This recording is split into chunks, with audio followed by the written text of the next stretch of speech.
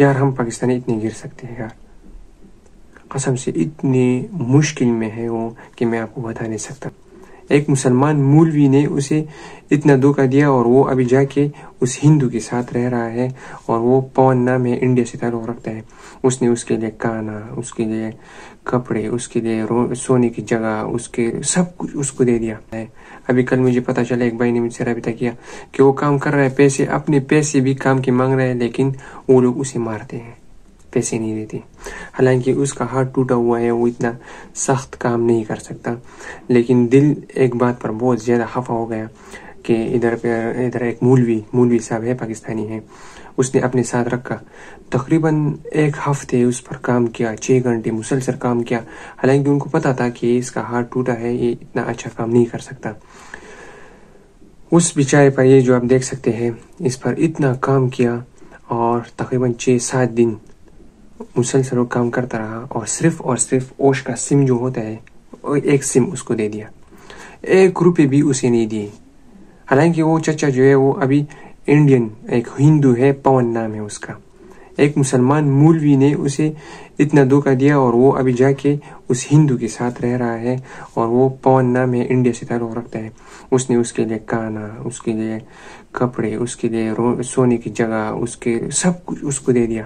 یار ہم پاکستانی اتنے گر سکتے ہیں یار، قسم سے اتنی مشکل میں ہے وہ کہ میں آپ کو بتا نہیں سکتا۔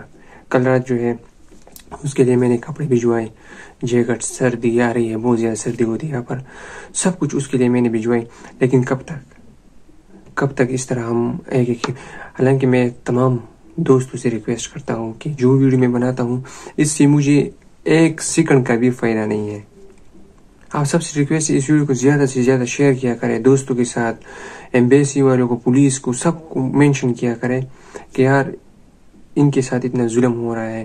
ابھی کل مجھے پتا چلا، ایک بھائی نے مجھ سے رابطہ کیا کہ وہ کام کر رہا ہے، اپنے پیسے بھی کام کے مانگ رہا ہے، لیکن وہ لوگ اسے مارتے ہیں، پیسے نہیں دیتے۔ اتنے ظالم ہے پاکستانی، سب کی بات نہیں کر رہا، لیکن جب اس طرح کیس آ جاتے ہیں، ابھی یہ مولوی کا کیس میں نے دیکھا کہ اس نے اس پر کام کیا، تو پھر جب ایسے کیس آ جاتے تو ایسے کیسوں کے وجہ سے پھر سب ایک جیسے، میں اپنی بات کر رہا ہوں، آپ لوگ کی بات نہیں، سب مجھے ایک جیسے نظر آتے ہیں۔ تو کائنڈلی خدا را، پاکستان میں بہت زیادہ مہنگائی ہے، یہ لوگ مجبور ہیں یار، آپ لوگ ان کی مجبوری سے فائدہ اٹھاتے ہیں، یہاں پر لاتے ہیں۔ جو بھی آئے ہیں سب نے قرض دیے ہیں، ہر کسی نے قرض دیا ہے، یہاں پر آئے ہیں، اور یہاں پر آ کے پھر بارڈرز پر کہتے ہیں کہ ہم آپ کو قازقستان میں کل مجھے ایک رپورٹ ملی ہے کہ تقریباً 400 پاکستانیوں کو جیل میں ڈالا ہے۔ یہ وہی پاکستانی ہے جو اپنے گھر سے اس امید سے نکلے تھے ہم اپنے ماں باپ کی خدمت کریں گے، کہ اتنا کچھ کمائیں گے کہ ان کی ہم خدمت کریں گے، اور یہ لوگ آپ ان کو بھجواتے ہو، پھر وہ بارڈرز پر پکڑ جاتے ہیں، کوئی مر جاتا ہے، پتہ نہیں کتنی مشکل میں ہے۔ ادھر پاکستان میں بھی ظلم شروع ہے، ادھر آپ لوگ پاکستانیوں کے ساتھ پتہ نہیں کہاں پر جائے یار۔ میں تو اپنی پوری کوشش کرتا ہوں کہ ہر کسی کے پاس پہنچ جاؤں، لیکن میرے کلاسز ہوتے ہیں، میرے یونیورسٹی بہت زیادہ اسٹرکٹ ہے، ادھر جانا پڑتا ہے، پڑھائی کرنا پڑتا ہے، تو بہت مشکل ہوتا ہے۔ کائنڈلی یار احتیاط کیا کریں، بیس سے ریکویسٹ ہے کہ یار آپ لوگ اپنی یہ ڈیوٹی جو ہے ایمانداری سے انجام دیں۔ انشاءاللہ میں پھر بھی کوشش کروں گا۔